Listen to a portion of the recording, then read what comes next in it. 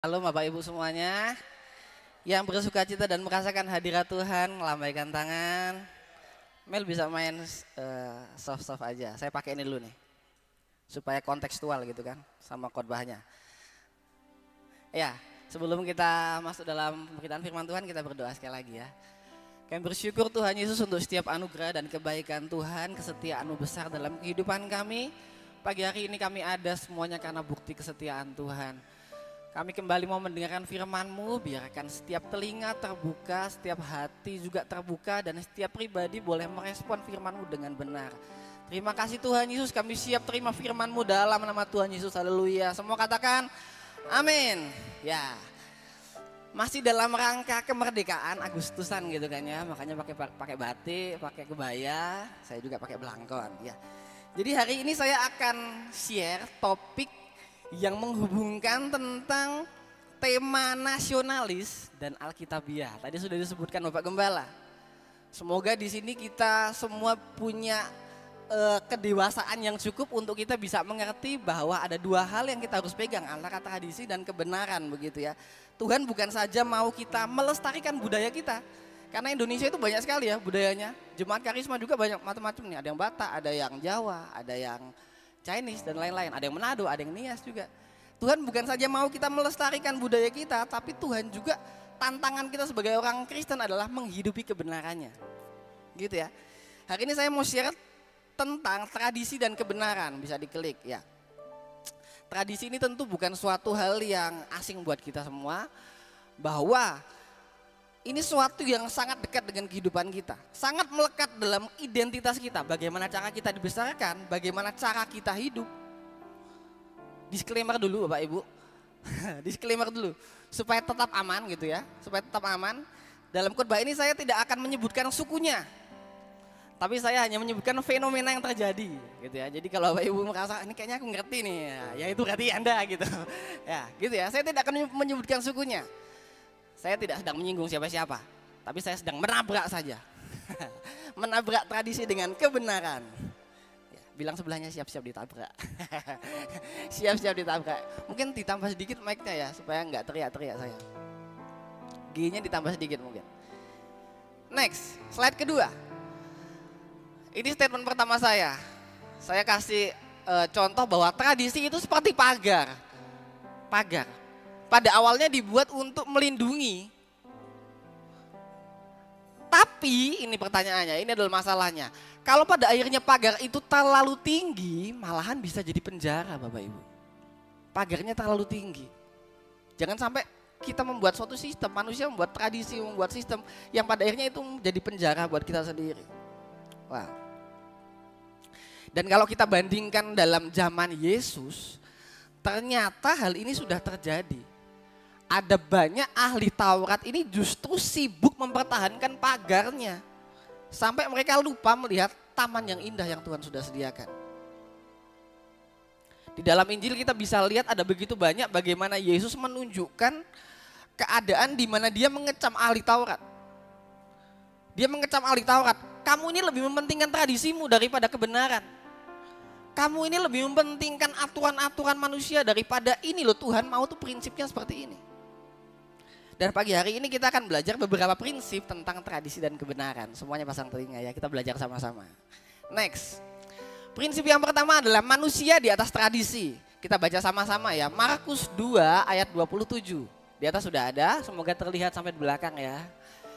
Markus 2 ayat 27. Baca sama-sama, 1, 2, 3. Hari Sabat diadakan untuk manusia, bukan manusia untuk hari Sabat. Dalam terjemahan yang lain dikatakan TSI, Terjemahan Sederhana Indonesia, TSI. Ini lebih jelas lagi nih, ini lebih mengerucut lagi dan lebih mempermudah kita untuk memahami maksudnya apa sih ini. Lalu Yesus berkata lagi kepada orang-orang Farisi itu, Tuhan mengadakan hari Sabat untuk menolong manusia. Jadi dalam PL, ini hukum Taurat, salah satu hukum Taurat. Tuhan mengadakan hari Sabat untuk menolong manusia, bagaimana mereka mendekatkan diri kepada Tuhan, beribadah kepada Tuhan.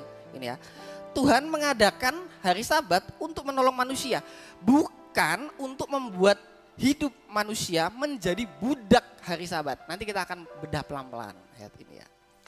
Dan tentunya ketika Yesus menyampaikan hal ini, ayat ini begitu mengejutkan ahli Taurat.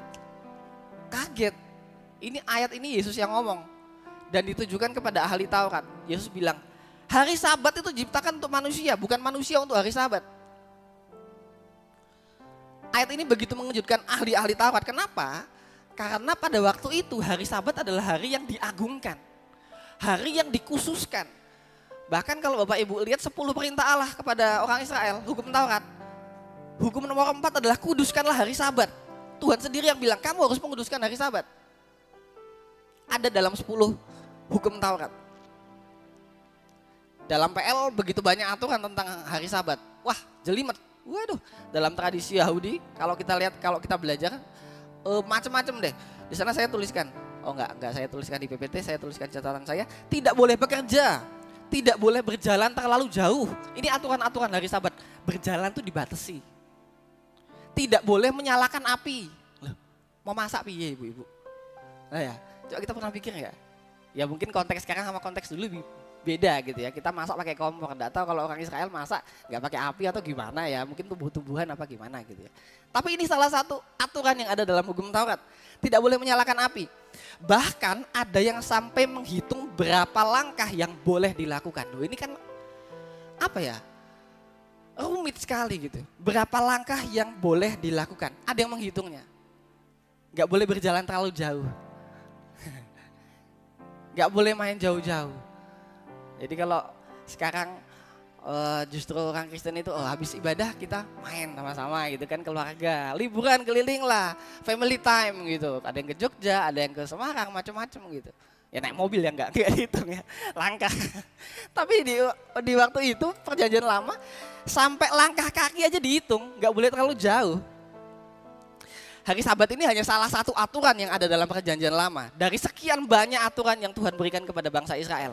Rumit dan nyeleneh kalau kita lihat, jelimet hukum Taurat.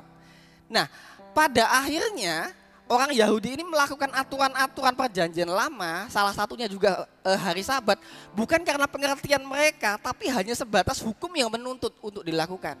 Oh, aku dikasih tahu Tuhan harus lakukan ini, ya lakukan. Lakukan ini, lakukan A, B, C, D, lakukan. Next, tradisi yang seharusnya jadi berkat berubah menjadi beban. Tradisi yang tujuannya untuk menolong manusia dekat kepada Tuhan malah jadi aturan-aturan kaku yang memberatkan. Harus dilakukan manusia. Kalau kamu gak lakukan ini, Tuhan marah. Ada bencana yang Tuhan berikan. Macam-macam. Waduh, perjanjian lama itu hukum Taurat itu macam-macam. Dan ketika hal ini terjadi, konteks ini terjadi, muncullah ayat ini tadi. Hari Sabat diadakan untuk manusia, bukan manusia untuk hari Sabat. Next. Ya. Penekanannya di manusia. Penekanannya di manusia, bukan di hari Sabatnya. Dan pesan utama dari bagian ini adalah Yesus ingin kita mengerti, ketika Yesus bilang kepada ahli Taurat, Yesus ingin kita mengerti bahwa manusia lebih penting daripada sistem aturan. Manusianya yang lebih penting daripada sistem aturan.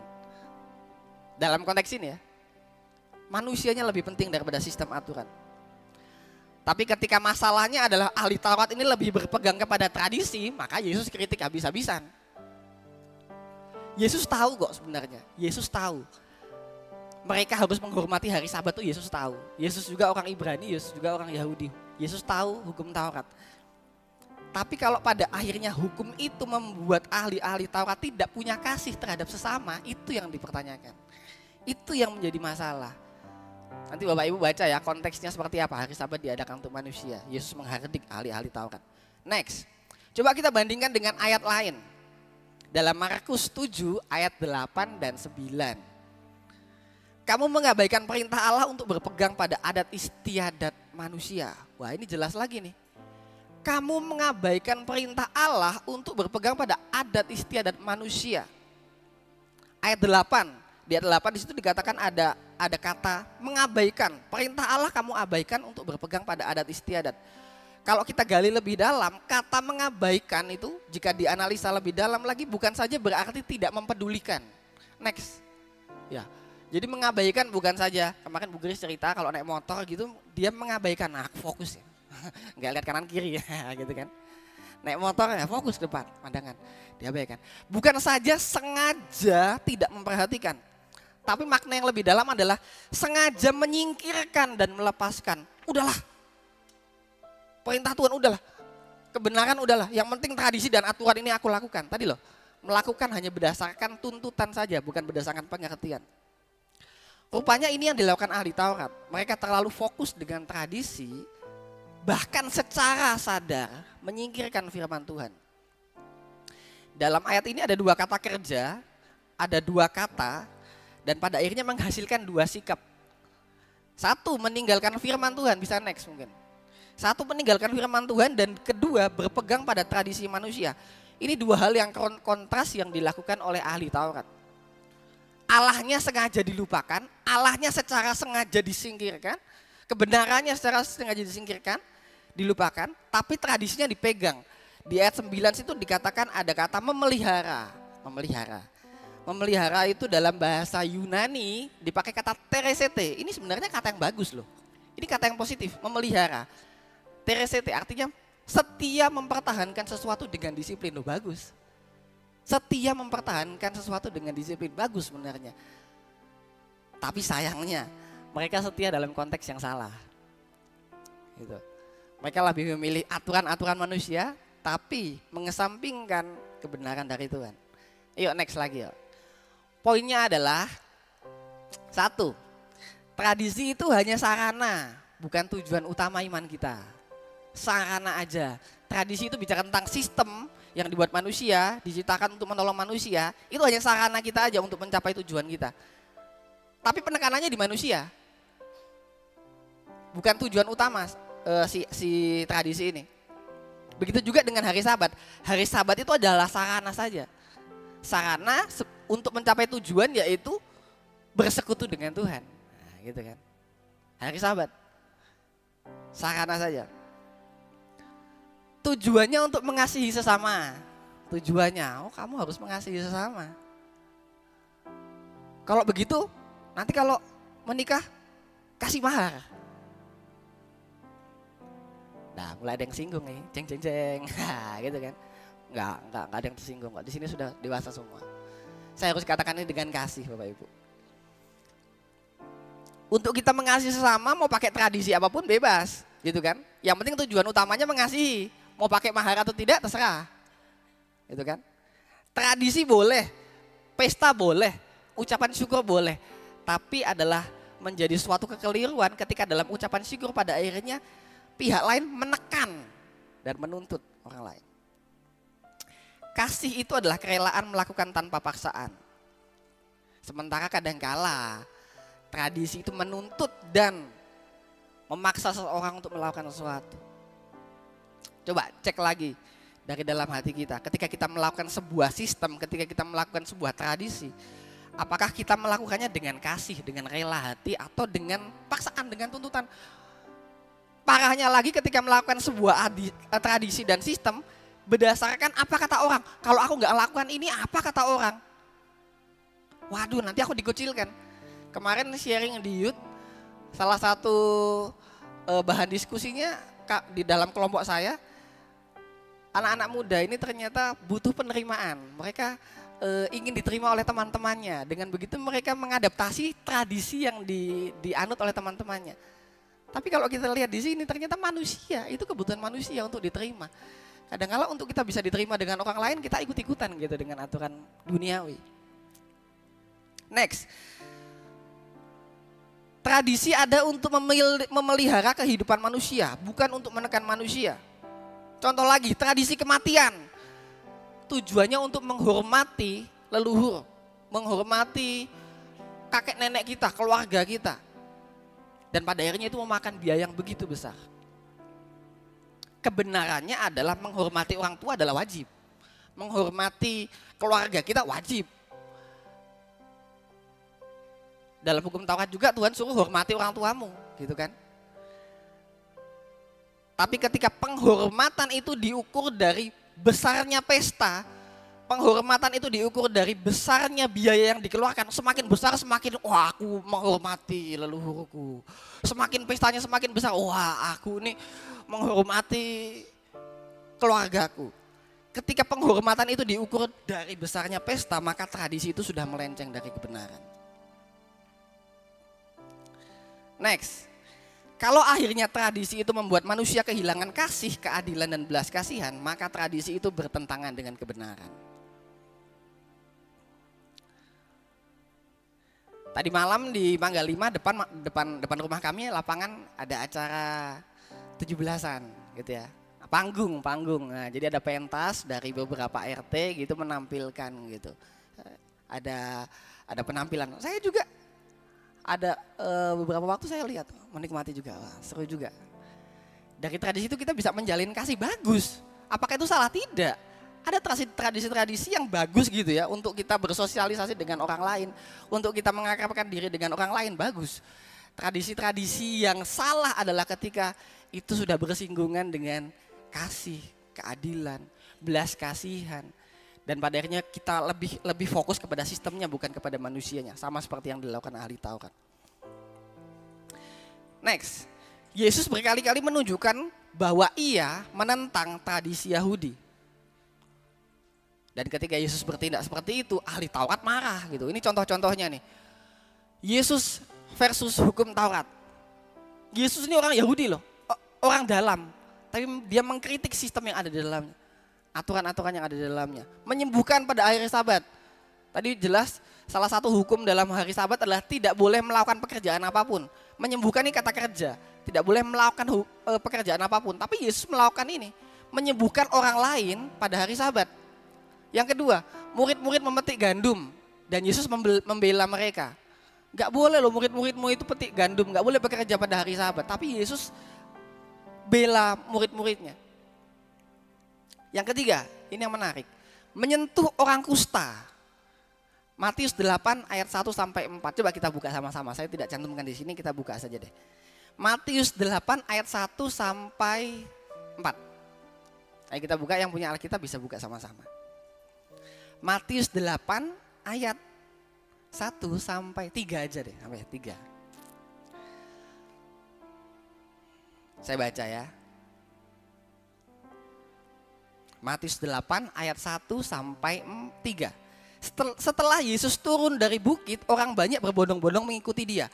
Maka datanglah, garis bawahi kata datanglah, seorang yang sakit kusta kepadanya. Padahal dalam hukum Taurat, dalam hukum perjanjian lama, orang kusta harus dikucilkan. Dia harus diasingkan kepada satu tempat supaya tidak mencemari penduduk Israel. Tapi di sini dikatakan maka datanglah seorang yang sakit kusta kepadanya. Lalu apakah Yesus berkata, kamu melanggar hukum Taurat, pergi sana. Pergi sana, kamu sudah melanggar hukum Taurat. Orang kusta harusnya pergi, harusnya keluar sana. Kamu terasingkan. Apakah Yesus melakukan seperti itu? Kita baca lagi. Bukan saja datang, tapi sujud menyembah dia. Ini kan dekat, berarti kan dekat gitu kan. Jaraknya dengan Yesus kan dekat ya. Antara Yesus dan orang kusta ini dekat. Dan berkata, Tuhan jika Tuhan mau, Tuhan dapat mentahirkan aku. Ayat ketiga, baca. Lalu Yesus mengulurkan tangannya, menjamah dia. Wah, ini kan kontroversial sekali gitu Bapak Ibu ya. Orang kusta yang harusnya diungsikan, dia datang saja udah salah gitu. Dia mendekat kepada manusia aja udah salah. Tapi hal yang dilakukan Yesus adalah Yesus juga mendekat kepada dia dan menjamah orang kusta itu. Dan akhirnya apa? Sembuh juga orang kustanya. Luar biasa ya. Luar biasa ya. Yesus lebih berpihak kepada manusianya, bukan kepada tradisinya. Yesus lebih mengasihi manusia lebih daripada larangan-larangan tradisi yang mengikat. Ini dia. Belas kasihan lebih utama daripada aturan. Bukan berarti kita hidup tanpa aturan. Tidak bisa begitu juga ya, aplikasinya tidak bisa begitu juga. Jangan sampai kita berpikir, oh ya sudah aku belas kasihan dan mengasihi manusia. Jangan sampai kita pada akhirnya melanggar aturan-aturan yang ada juga. Tapi coba pahami bahwa aturan-aturan yang ada itu ada prinsipnya. Pahami dulu prinsipnya dan kita lakukan itu dengan benar. Gitu. Yuk next yuk. Aplikasi praktis. Next ya, bisa dikeluarkan semuanya aja. Kita baca sama-sama deh, saya bacakan. Pertama, evaluasi tradisi. Apakah tradisi itu masih membangun atau justru membebani? Yuk coba evaluasi diri sendiri. Kita semua berasal dari suku yang macam-macam, dari latar belakang macam-macam. Orang Jawa juga punya banyak tradisi, saya juga orang Jawa. Orang Jawa tuh saya baca-baca buku, baca-baca artikel, nggak boleh nyapu malam. Nggak boleh nyapu malam-malam. Kayak ojo nyapu, bengi-bengi ojo nyapu. Saya nggak baca alasannya, saya nggak baca alasannya. Ya ada gitu, nggak boleh nyapu malam-malam. Lah nek reget omahe mosok gak disapu. Itu kan, iya apalagi bugem kita ini kebersihan orangnya. Jadi sapu rumah. Jangan nyapu malam-malam. Yang kedua, kasih di atas tradisi. Berani menempatkan kasih dan kebenaran Kristus di atas tradisi. Jangan takut dianggap beda kalau memang itu sesuai dengan firman Tuhan. Yang ketiga, hidupkan makna rohani. Misalnya, jika ada adat syukuran, gunakan sebagai kesempatan bersaksi dan memberkati. Ketika ada acara syukuran, kita bikin acara syukuran gitu. Gunakan acara itu sebagai sarana untuk kita bersaksi, Tuhan sudah tolong aku, Tuhan sudah lewatkan aku dari kesulitan, oh anakku udah masuk sekolah, anakku diterima kerja, syukuran boleh. Yang menjadi salah adalah ketika melakukan acara syukuran itu berdasarkan tuntutan sosial. Waduh, jemaat lain bikin acara syukuran nih kalau ini, aku ikut-ikut lala. Hanya berdasarkan ikut-ikutan, jangan Bapak Ibu. Itu akan memberatkan Bapak Ibu. Jangan melakukan sesuatu berdasarkan tuntutan sosial. Ya kalau mau bikin syukuran juga boleh. Undang keluarga pastori juga boleh. Gitu ya. Undang juga boleh. Tapi ini, jangan sampai melakukan sesuatu tradisi itu berdasarkan tuntutan sosial. Next. Martin Luther dalam 5 solanya, salah satunya sola scriptura, kembali kepada Alkitab, kepada kebenaran. Salah satunya mengutip bagian ini. Kekuatan sejati bukan terletak pada tradisi atau sistem manusia, tapi dalam kebenaran firman Tuhan. Tradisi harus tunduk kepada kebenaran, bukan kebenaran tunduk kepada tradisi. Kebenaran harus berada di atas tradisi. Next, tradisi adalah ciptaan manusia untuk manusia. Sistem diadakan untuk menolong manusia. Kalau tradisi sudah membuat manusia menderita, berarti ada yang salah. Yang tadinya harusnya menolong malah bikin manusia menderita, salah dong tradisinya. Sistemnya harus direvisi lagi. Tradisi harus tunduk pada kebenaran, bukan kebenaran tunduk pada tradisi. Kembali lagi tadi ya. Yuk next, poin yang kedua. Hati Tuhan ada untuk manusia, bukan kepada sistem. Dalam kitab Wahyu, pasal 7 ayat 9 di sana dikatakan, suatu kumpulan besar orang banyak dari segala bangsa, suku, kaum dan bahasa. Di sana dikatakan ada suku, ada kaum, ada bahasa. Perhatikan baik-baik bahwa next, di sorga tidak ada denominasi. Karena denominasi, ini bicara gereja juga, adalah buatan manusia. Denominasi adalah tradisi manusia, sistem yang dibuat manusia. Di sorga tidak ada lagi, oh gereja GPDI sini, gereja GBI sini, gereja GKJ sini, gereja apa lagi? Apa gerejamu saya? Amin, gereja Amin di sini, nggak ada. Jadi dalam pandangan Tuhan semua manusia sama, nggak ada denominasi. Yang kedua, di sorga tidak ada sekat-sekat buatan manusia. Ya. Tidak ada lagi subjektivitas. Sekat-sekat buatan manusia. Next, ini yang menarik. Di surga tidak ada orang rasis. Di surga nggak ada orang rasis, Bapak Ibu. Bertobat kalau masih rasis. Ya, sukuku paling bagus. Wah, sukuku itu lembut. Wah, kalau ngomong sungkem. Nah, sukuku paling bagus. Sukuku paling ngotot nih ngomong. Wah, paling ceplas-ceplos. Wah, to the point gitu ya. Kita menempatkan suku kita lebih tinggi daripada orang lain. Itu rasis loh Bapak Ibu. Tidak sadar itu rasis loh, nggak boleh ya kayak gitu ya. Jangan bawa-bawa suku lah. Sukuku paling oke. Kamu hanya boleh nikah kalau sama orang sesuku kita. Waduh, ini bahaya nih. Kamu nikahnya sama-sama orang dalam ya, nggak boleh sama orang luar. Rasis. Saya harus katakan ini dengan kasih bahwa itu nggak ada di surga. Karena Tuhan itu melihat manusianya bukan tradisinya.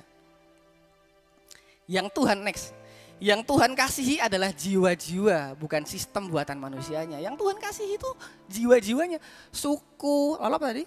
Suku, kaum, bahasa, itu bicara tentang orangnya gitu loh. Bicara tentang pribadinya yang ada dalam konteks ini gitu.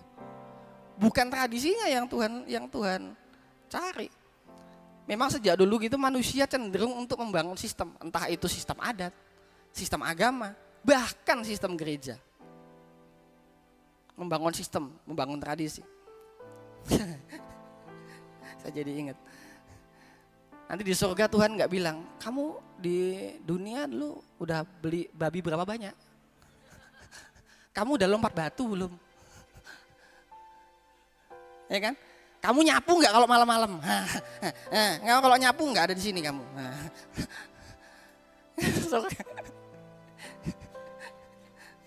Ya.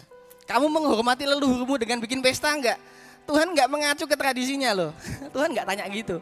Pendaftaran surga. Ayo, kamu bikin babi enggak? Pesta yang besar enggak? Kamu tarung ayam enggak? Tarung ayam. Apa? Tarung.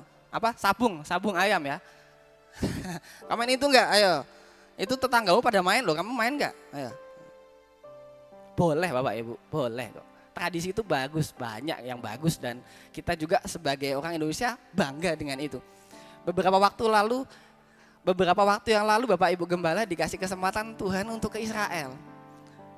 Dan satu kalimat yang saya ingat-ingat ketika Bapak Ibu pulang dari Israel adalah Bapak Ibu bilang gini, bagus Indonesia.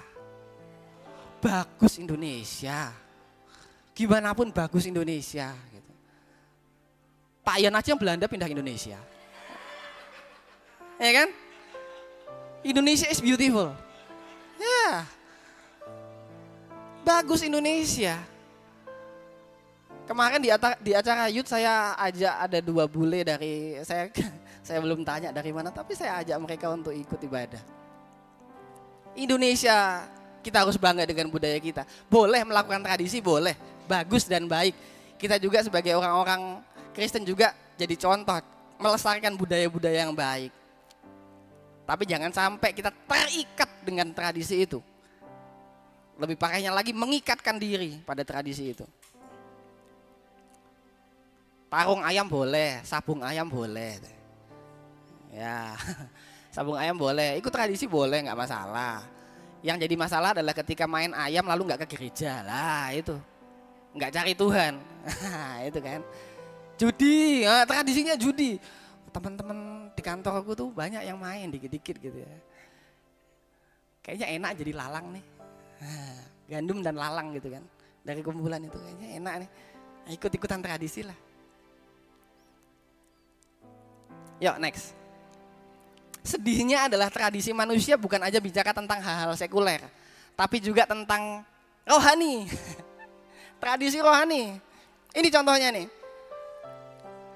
Sekali GPDI tetap GPDI. Saya harus katakan bahwa saya lahir dari GPDI. Sejak saya di kandungan saya GPDI banget gitu. Saya dibesarkan oek GPDI gitu. Ya oek GPDI. Ketika saya lahir itu bukan oek tapi haleluya. Ketika jebrot gitu bukan oek tapi haleluya.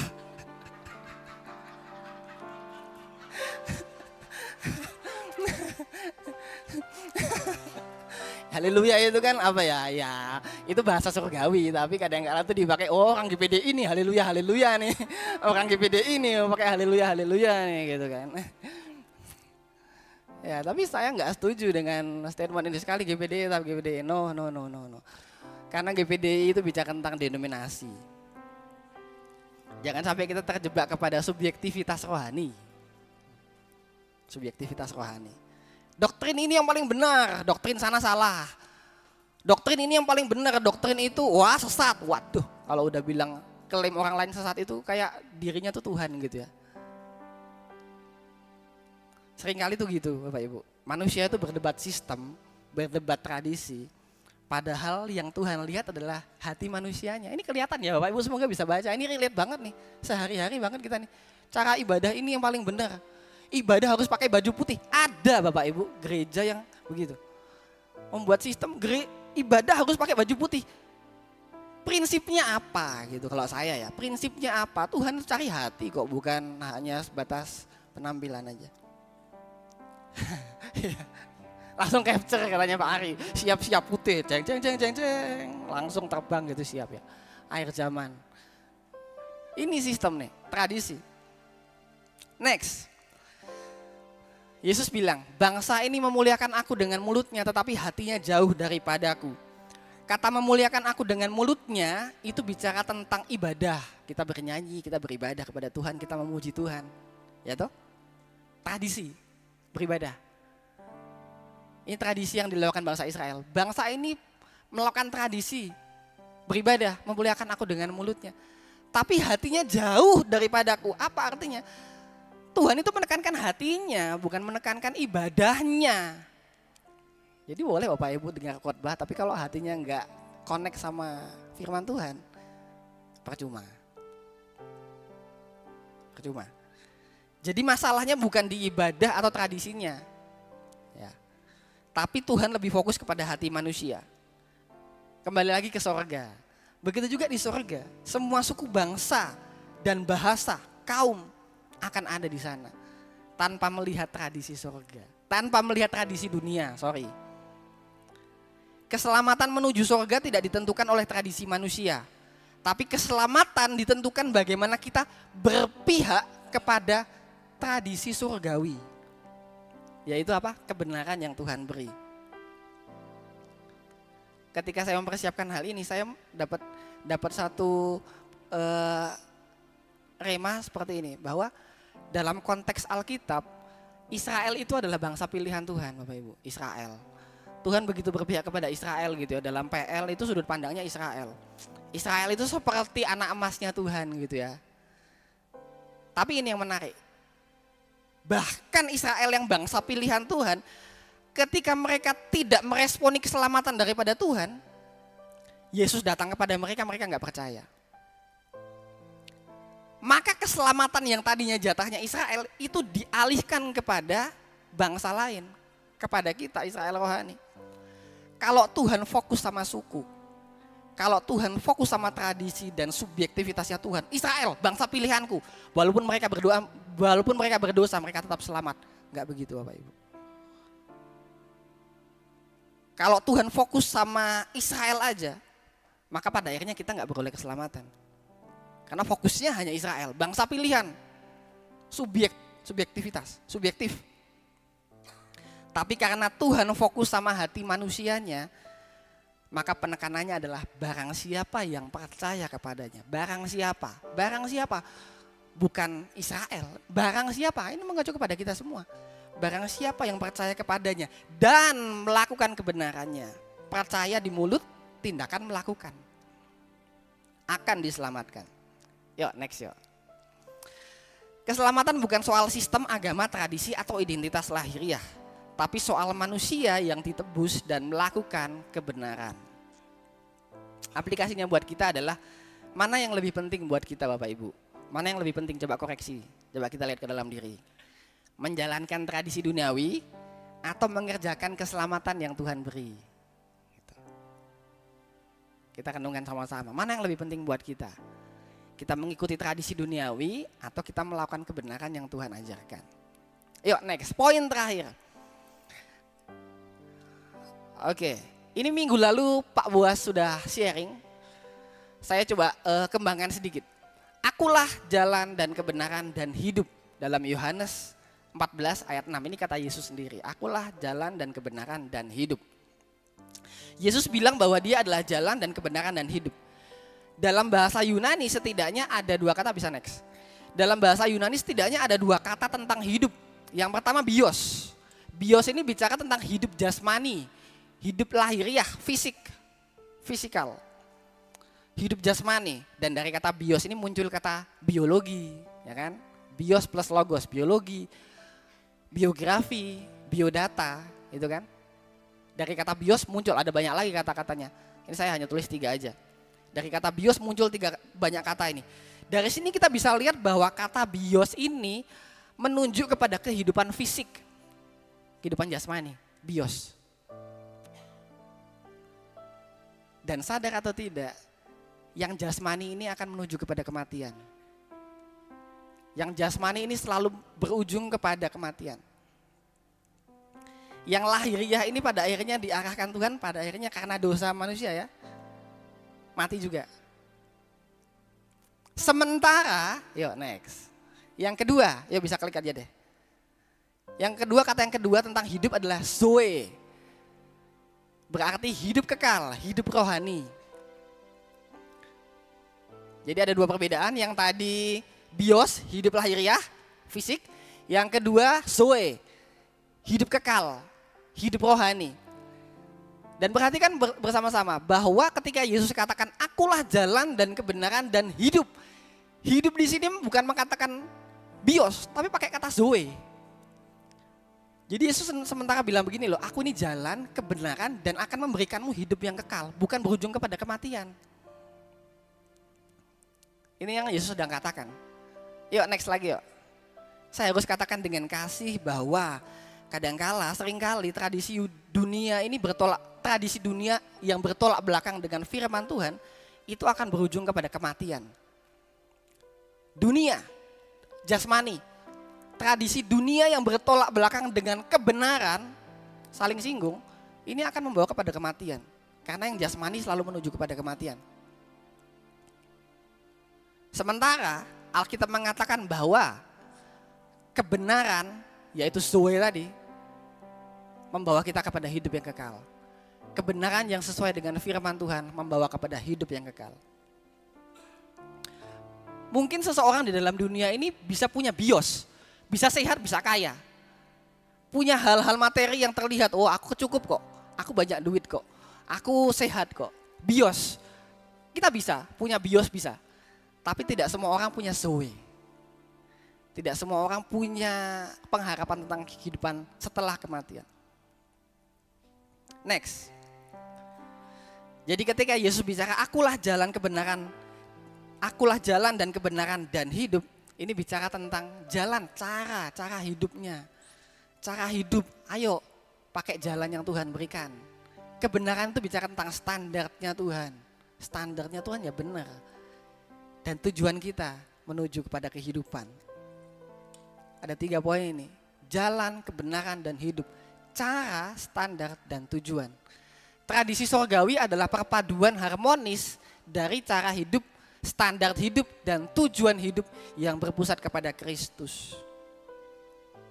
Bersyukurlah kalau kita di sini percaya kepada Tuhan ya Bapak Ibu. Bersyukurlah kalau kita di sini kita punya Tuhan yang mengasihi kita dan kita bisa percaya kepada Dia gitu. Jadi meskipun biosmu tidak baik-baik saja mungkin hari-hari ini, aku sedang kekurangan. Aku sedang perlu pengharapan yang lebih besar lagi. Aku tidak sedang baik-baik lagi sekarang. Mungkin aku sekarang sudah tua, biosku sudah tidak baik-baik saja. Kehidupan lahiriahku mungkin tidak baik-baik saja. Tapi ketika kita percaya kepada Tuhan, ada pengharapan tentang zoe yang menanti kita. Tentang hidup kekal yang menanti kita. Yuk next. Kesimpulannya adalah jalan menuju kehidupan. Ikuti jalan Yesus. Tadi saya mengawali dengan Yesus, menentang adat tradisi, dan saya mengakhiri dengan Yesus juga.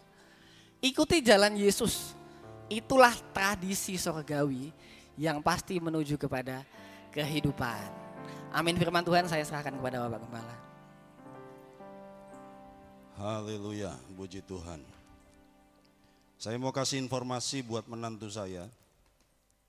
Ita sebenarnya nanti di usia kehamilanmu 7 bulan, kalau ikut tradisi harus bikin acara mitoni. Mitoni itu dari kata pitu, mitoni 7 bulan. Kamu bikin cendol, kamu bikin dawet, lalu tetangga beli pakai pecahan genting. Haleluya ya. Jadi kamu bikin dawet, lalu belinya ketika mereka bawa pecahan genting, kamu harus kasih kepada mereka, gitu ya.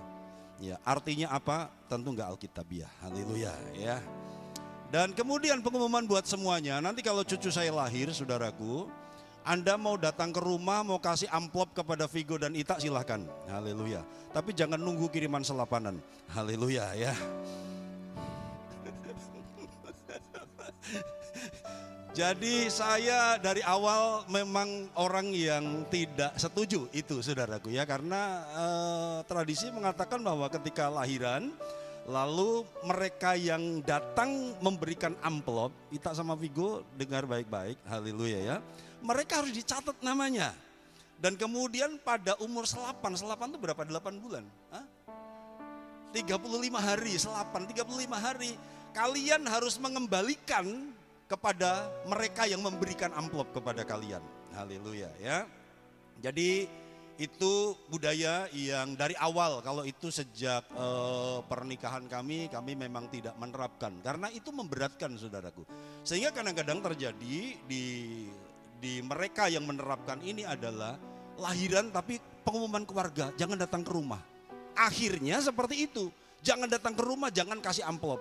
Kenapa? Karena mereka merasa berat mengembalikan untuk 35 hari dan kadang-kadang itu lebih dari apa yang mereka berikan. Jadi sekali lagi silakan kalau tergerak silakan berikan amplop, tapi jangan nunggu bingkisan selapanan. Haleluya, puji Tuhan ya. Kalau mau nengok mendoakan juga nggak apa-apa, saudaraku. Jadi kita harus bebas dengan hal-hal seperti itu. Karena itu dalam karisma family ini jangan heran kalau kita itu seperti dalam tanda kutip seperti nggak ada aturan, seperti nggak ada liturgi baku. Saya pernah di satu kali dalam sebuah ibadah, mulai ibadah jam 7, waktu itu masih jam 7 perjamuan kudus dulu sebelum firman, sebelum pujian. Dan mereka yang terlambat hanya ingin ikut perjamuan kudus kecelik, saudaraku. Haleluya. Apakah boleh, saudaraku? Ya, itu pro dan kontra. Jam 7 mulai saya perjamuan kudus dulu. Baru kemudian pujian, baru kemudian firman, saudaraku. Haleluya ya. Jadi Bapak Ibu Saudaraku, kita harus merdeka. Katakan sama-sama, kekristenan itu kemerdekaan. 1, 2, 3. Haleluya ya. Kekristenan adalah kemerdekaan yang bertanggung jawab. Nah, soal sabung ayam tadi, memang ada beberapa tradisi di beberapa suku sabung ayam. Memang negatifnya dari sabung ayam ini sebenarnya adalah judi. Jadi persoalan di sana adalah judi. Apakah sabung ayam baik, saudaraku? Buat kami pernah mengalami sabung ayam itu baik, saudaraku. Buat kami pribadi, saya dan Bu Feba itu pernah mengalami sabung ayam itu baik. Karena tetangga sebelah dia bilang, Pak Denny, mau enggak ayam saya? Iya, ayam jago besar, saudaraku. Waduh, saudaraku. Nah, sebagai seorang hamba Tuhan timbullah belas kasihan kami, saudaraku. Ini ayam harus diselamatkan gitu loh, saudaraku. Begitu ya. Tetangga sebelah, saudaraku, Pak Denny mau enggak? Ini ada ayam kami, sudah gini-gini, saudaraku. Nah, belas kasihan kami timbul ini harus diselamatkan, saudaraku ya. Daripada dia menderita. Jadi kami terima dengan senang hati, saudaraku ya. Dan kami selamatkan, kami masak, saudaraku ya. Nah itu baik buat kami, saudara, enggak baik buat dia sih, karena dia judi, sudah kalah judi ya. Jadi yang enggak bagus itu judinya gitu ya. Tapi kalau mau ngelatih ayam supaya berani, supaya tangguh ya, kalau hanya itu ya selamatkanlah sebelum mati gitu, saudaraku ya, supaya kita juga tidak disalahkan, tidak disalahkan oleh pecinta binatang. Enggak tega saya kalau lihat sabung ayam sampai mati gitu, kasihan ya. Oke. Kan seperti tinju juga nggak sampai lawannya mati kan gitu. KO sedikit langsung dihentikan wasit, harusnya gitu, saudaraku ya. Oke, saudaraku, sabung ayam nggak boleh. Tinju Pak, sabung manusia gimana? Nah gitu kan. Asal ada aturan. Nah, saya memberikan beberapa contoh tradisi dunia internasional. Ada di New York AS, saudaraku, ada sebuah tradisi namanya No Pants Subway Ride. Jadi ini satu tradisi di Amerika dimulai tahun 2002. Nah, tradisi ini dimulai oleh sekelompok orang-orang seni, saudaraku. Dan tradisi ini penuh kekonyolan, di mana ribuan orang naik kereta bawah tanah tanpa celana panjang di musim dingin. Haleluya ya. Jadi tanpa celana panjang. Di musim dingin naik kereta bawa tanah, tetapi tetap pakai jas, tetap pakai dasi, tetap pakai baju formal. Dan itu dimulai tahun 2002, saudaraku. Saya baca-baca ini alasannya apa sih? Orang-orang musim dingin, kemudian naik kereta bawa tanah tanpa celana panjang. Jadi pakai hot pants, saudaraku, pakai mungkin swimpak saja, tapi pakai jas. Dan mereka dilarang heboh dengan itu. Mereka harus berperilaku biasa-biasa saja, ngobrol ya biasa-biasa saja. Dan biarkan orang lain bingung. Jadi ternyata tujuannya hanya mereka menghindari kebosanan. Hanya bikin heboh seru-seruan saja.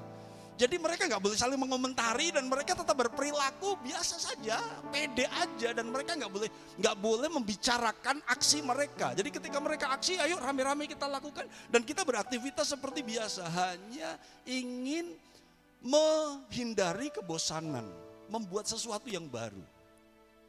Saudaraku, tentu ini konyol ya, dan memang kita tidak boleh terikat dengan aturan itu kadang-kadang memberatkan, tetapi kita juga perlu mempertimbangkan sisi etika, ya, etika, sopan santun, dan saya berharap tradisi ini tidak dilakukan oleh Karisma Family. Haleluya, ya. Bilang sama sebelah, kalau naik angkot pastikan pakaianmu sopan. Haleluya, bilang saudaraku ya. Kemudian ada tradisi El Colaco atau baby jumping. Ini di Spanyol, El Colaco, baby jumping. Seorang pria berpakaian setan melompati bayi-bayi yang dibaringkan di kasur di jalanan. Tujuannya untuk membersihkan bayi dari dosa asal dan melindungi dari roh jahat. Jadi seorang pria berpakaian setan kemudian melompati bayi-bayi yang dibaringkan di kasur, saudaraku. Dan di satu tempat di Spanyol itu dilakukan, bayi-bayi dijejerkan, dilompati seorang pria yang berpakaian setan untuk katanya membersihkan bayi dari dosa dan melindungi dari roh jahat. Di Ekuador ada membakar orang-orangan sawah.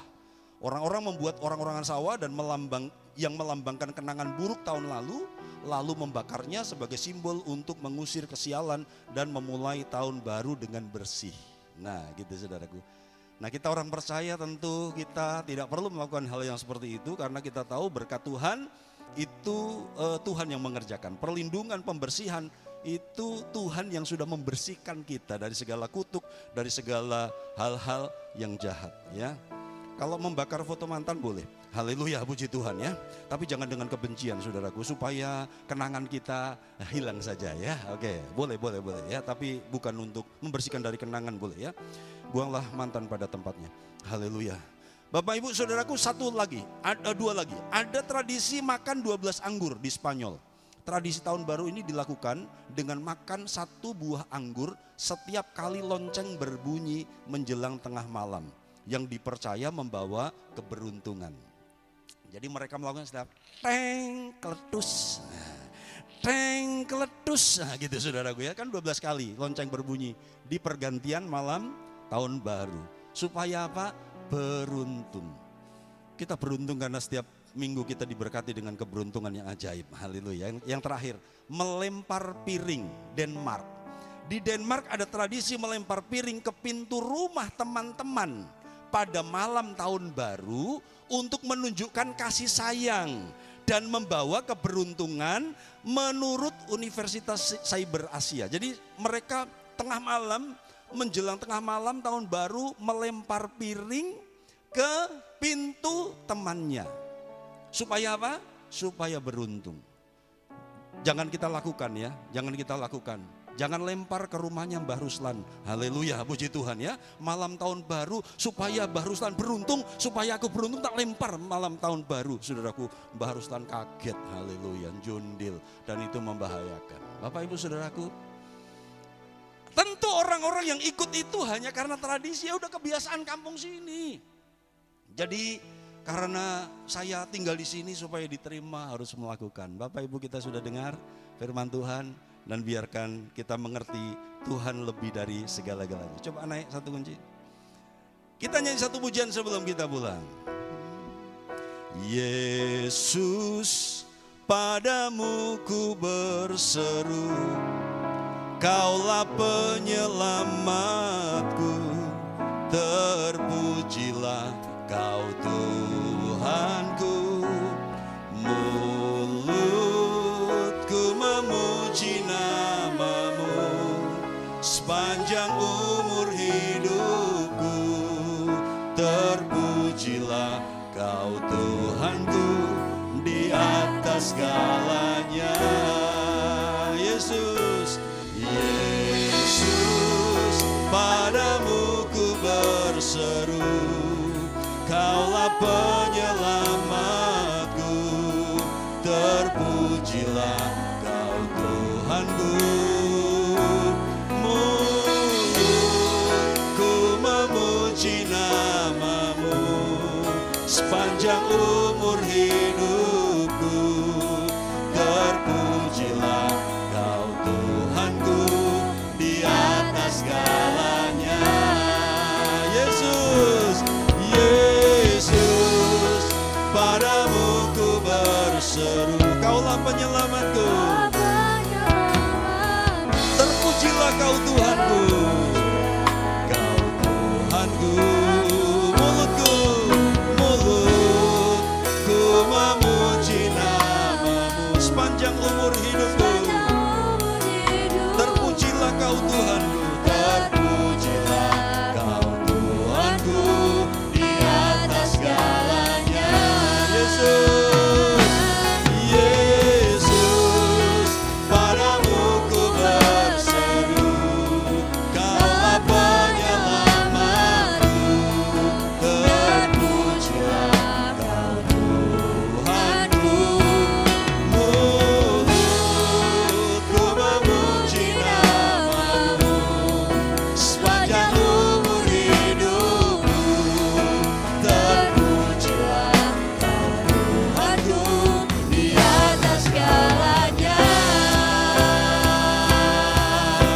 Yesus, padamu, Yesus, padamu ku berseru, Kaulah penyelamatku, terpujilah Kau Tuhanku.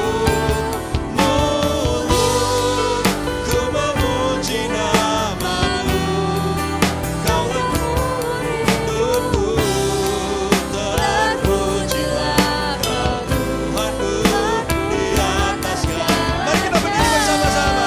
Yesus, Yesus, padamu ku berseru, Kaulah penyelamatku, terpujilah Kau Tuhanku.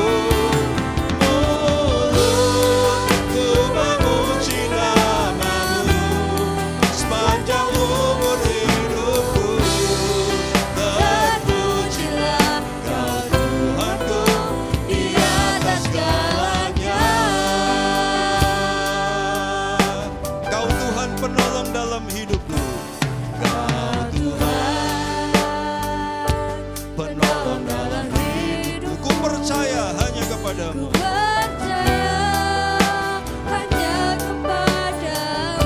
Kau pegang tanganku, Kau pegang tanganku dan tuntun langkahku.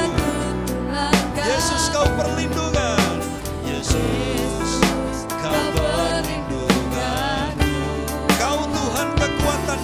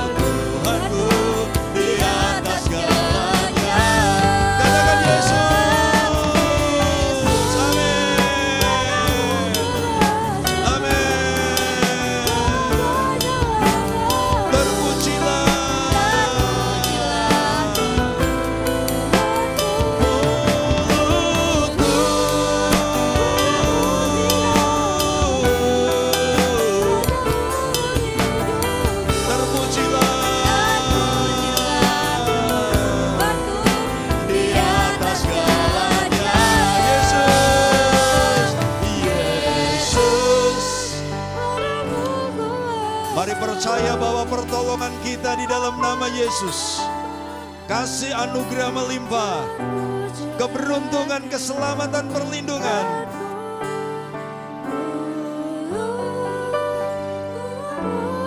Haleluya. Terpujilah.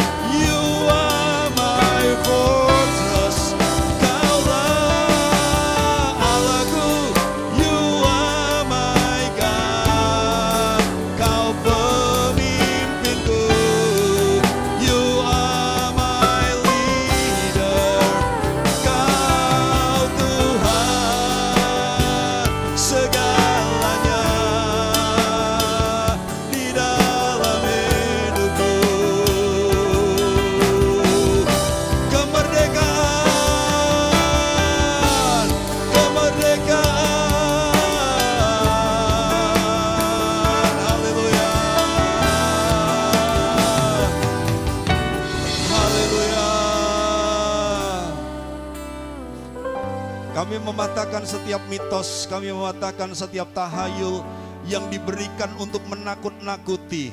Ketika banyak orang mengikuti tradisi dan mitos karena mereka takut, biarkan Tuhan merdekakan hari ini. Biarkan kami menjadi orang-orang yang merdeka, yang tidak terintimidasi oleh ketakutan apapun. Tidak ada kutuk yang sampai kepada kami, tidak ada teluh yang sampai kepada kami, sebab Engkaulah pelindung kami, Engkaulah kota benteng kami. Tuhan berkati umat-umat-Mu, Karisma Family semakin dewasa, semakin indah, semakin mulia, dan biarkan mereka semakin bertumbuh, hidup dalam kebenaran, dan berani berkata tidak. Berani berkata tidak terhadap hal-hal yang berdosa, tradisi-tradisi yang salah. Biarkan kami tetap mengasihi masyarakat kami, bangsa kami yang Kau sudah beli dengan darah Yesus. Mari sebelum pulang doakan lagi bangsa kita. Mari berkati bangsa kita, bebaskan dari semua kutuk tradisi nenek moyang Tuhan. Ketakutan-ketakutan terhadap kutuk leluhur, ketakutan-ketakutan terhadap malapetaka yang disampaikan oleh tradisi dan roh-roh jahat. Dan biarkan kami merdeka. Kami sudah dibeli dengan darah anak domba. Bangsa Indonesia dimerdekakan dari kemiskinan, dari kebodohan, dari keterpurukan. Bangsa Indonesia Tuhan bersatu. Dihancurkan roh pemecah belah, dihancurkan Tuhan roh percideraan. Ampuni dosa pembunuhan di masa lalu, ampuni dosa kekerasan, penumpahan darah dari nenek moyang kami. Ampuni pemimpin-pemimpin kami yang berdosa, ampuni pemimpin-pemimpin kami yang salah. Berkati Indonesia, bebaskan, dan biarkan kami jadi gereja yang berdiri di atas kebenaran. Berkati Indonesia, Tuhan berkati Indonesia. Keselamatan terjadi, pemulihan terjadi, penuaian jiwa-jiwa, Engkau yang mengerjakannya Tuhan. Terima kasih Bapa.